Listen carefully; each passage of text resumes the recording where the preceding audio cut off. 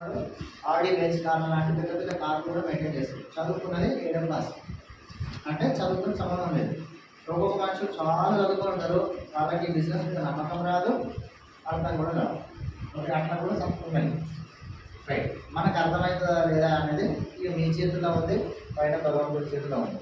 మా బాధ్యత ఏంటంటే దీన్ని మీకు అర్థమయ్యే విధంగా కొత్త వాళ్ళకి తెలుగు సమస్య సార్ మీకు అర్థమయ్యే విధంగా చెప్పే దానికి నేను ప్రయత్నం చేస్తాను. మీరు అర్థం చేసుకోవడానికి ప్రయత్నం చేస్తే మీకు అర్థమైంది. అర్థమైందంటే బిజినెస్లోకి అడుగు పెడతారు. బిజినెస్కి అడుగు పెట్టిన తర్వాత మీకు ఇక్కడ ఎందుకు చేస్తున్నామో ఏంటి అన్ని విషయాలు క్లారిటీ వస్తాయి.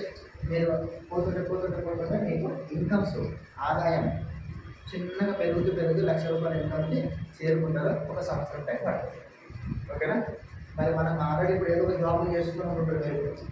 మరి ఆ జాబుల నుంచి మనకు 1,00,000 వచ్చే అవకాశం ఉందా? ఏ రోజైనా వస్తుందా అంటే రాదు అని చెప్పాలి. కానీ ఈ బిజినెస్ ద్వారా మీరు ఒక సంవత్సరం పాటు ఈ బిజినెస్లో నిలబడి ఉండాలి. మనము